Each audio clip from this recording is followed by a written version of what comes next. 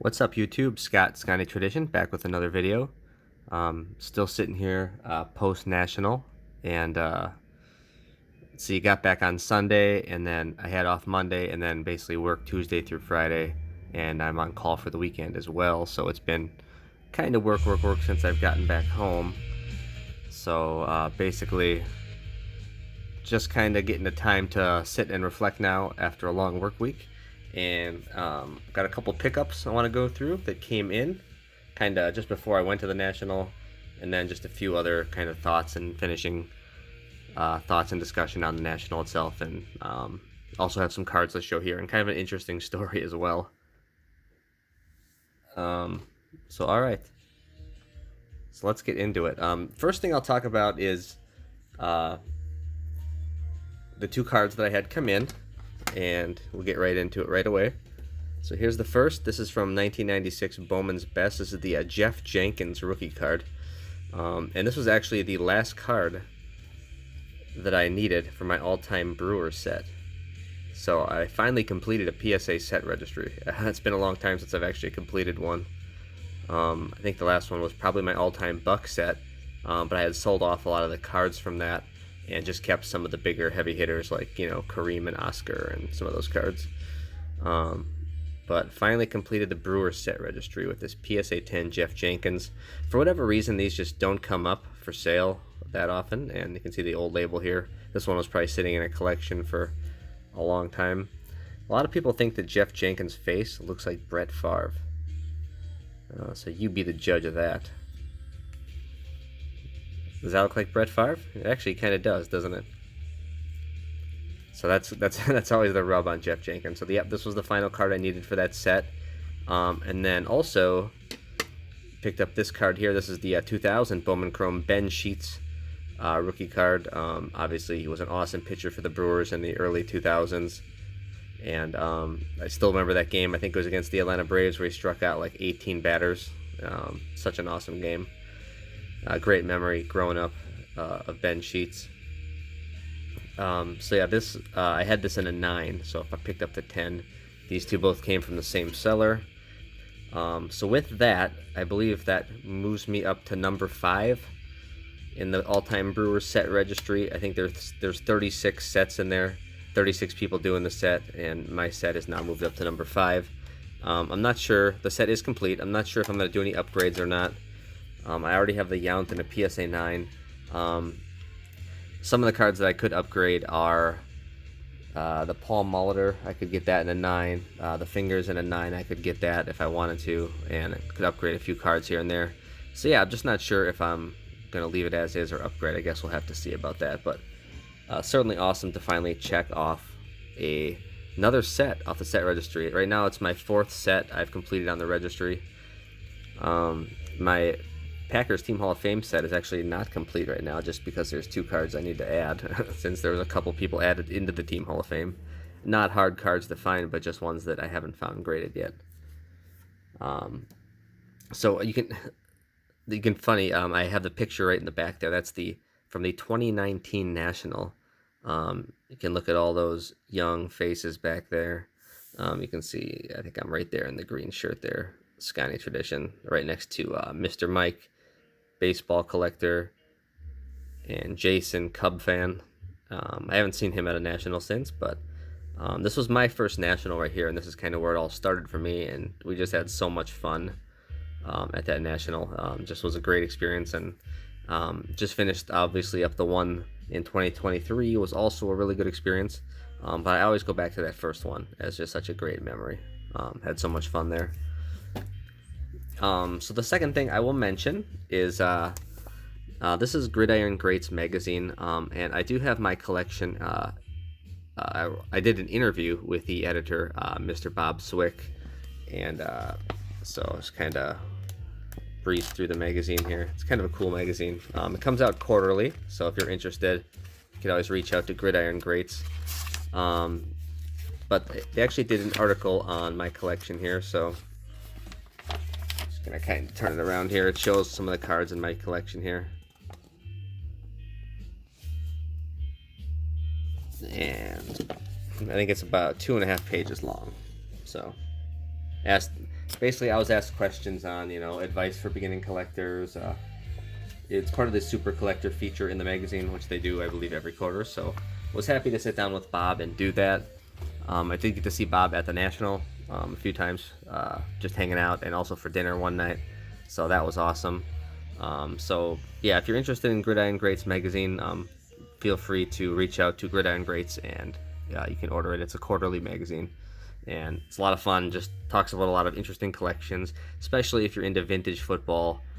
It's kind of the premier collecting magazine for vintage football. Really great stuff. Let's see, what else do I have here? Oh yeah, I brought out this card just because I wanted to congratulate Joe Thomas on his induction into the Pro Football Hall of Fame today.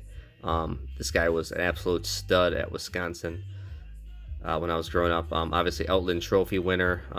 Went to high school in Brookfield, which is down by Milwaukee. Love the story of him fishing on draft day. He was drafted 3rd overall by the Browns, and he was out on a boat fishing. And because I guess Saturdays were his day to go fishing with his father, and he didn't want to disrupt that. And I just love Joe Thomas. He's such a reliable, consistent player, and played at such a high level for such a long time. An NFL record, what was it, 10,300 and something snaps. Made the Pro Bowl pretty much every year of his career that he played. Just an amazing guy, and so deserving to be a first ballot Hall of Famer. So, congrats to Joe Thomas on getting into the Pro Football Hall of Fame. So, let's see. I guess I'll finish with that story at the end. But one fun thing that I like to do is after I make pickups is I see how they kind of go into my collection, and I like to sometimes photograph cards together, cards that just go together. So I have a few here. These are the 2 Jackies I have now, the 53 and the 54, both in a PSA 4. Both, I think, very nice eye appeal. I think they look great together. So just showing off the Jackies, really cool. And then I'm able to show both the Teds together now. I already had the number 1 card, and I picked up the 250 at the National. I have these both in the grade of a 5. And again, these both look pretty darn good together, I think. So real happy to have those.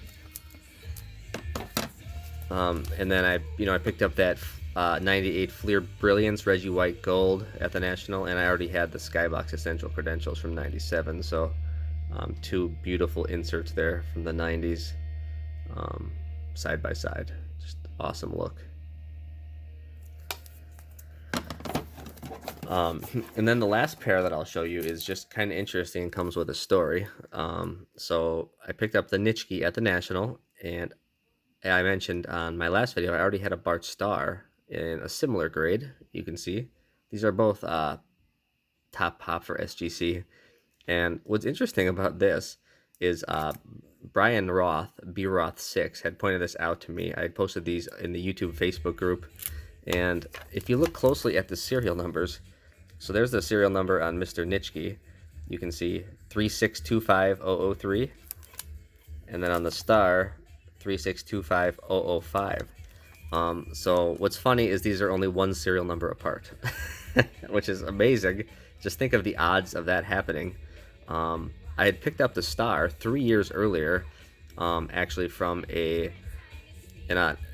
acquaintance and a gentleman that I know, Mike Thomas, who is Near Mint Collectibles. He's on eBay as well. He also has a pretty cool website online for learning about vintage football.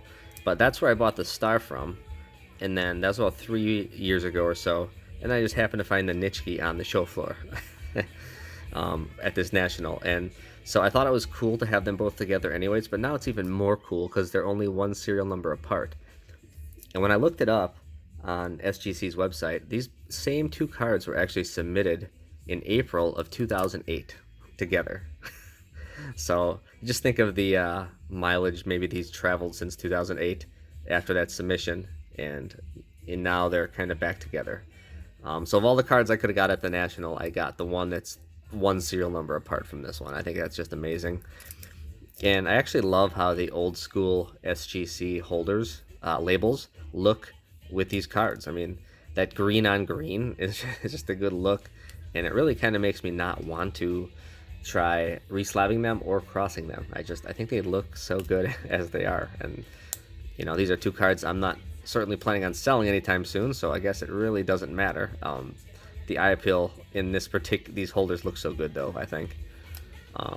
So yeah, just a fun, cool story.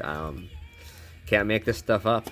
The odds of finding those two in separate areas and bringing them back together is probably pretty small, but super glad that I found that one.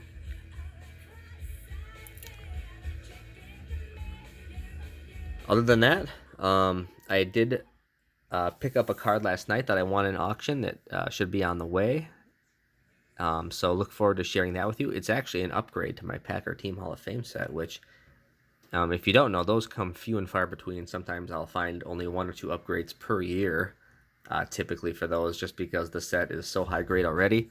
It's almost impossible to add, and if I do add it, usually it's going to cost an arm and a leg to upgrade. This is a small upgrade, only a half grade, but the card is a card that where it's pop 1, only 2 higher. So, and it is a vintage card from the 50s. So super excited to get that coming in, and a card you just don't see come up that often. On the eBay listing, basically it said there was 2 brothers and they've collected since the late 50s, and these cards have literally been in a shoebox since the late 50s. And until the brothers decided to get them graded recently, and then now are auctioning them off. So really excited, just a fun story about this card coming in. I will be happy to share that with you once it comes in. And also probably going to do a showcase video on the all-time Brewer set in the near future, since I did get the last card for that set. So really looking forward to that. One more thing I'll mention, just closing thoughts on the National. Just had such a great time. Was just so much fun to be around everybody. 2 things in particular. One thing that I really like is I always like walking the floor with anybody really, but if I can find a fellow YouTuber to walk the floor with for a while, that is just some of the most fun times, and it gets you talking about other topics, and it really allows to get to know each other a little bit better.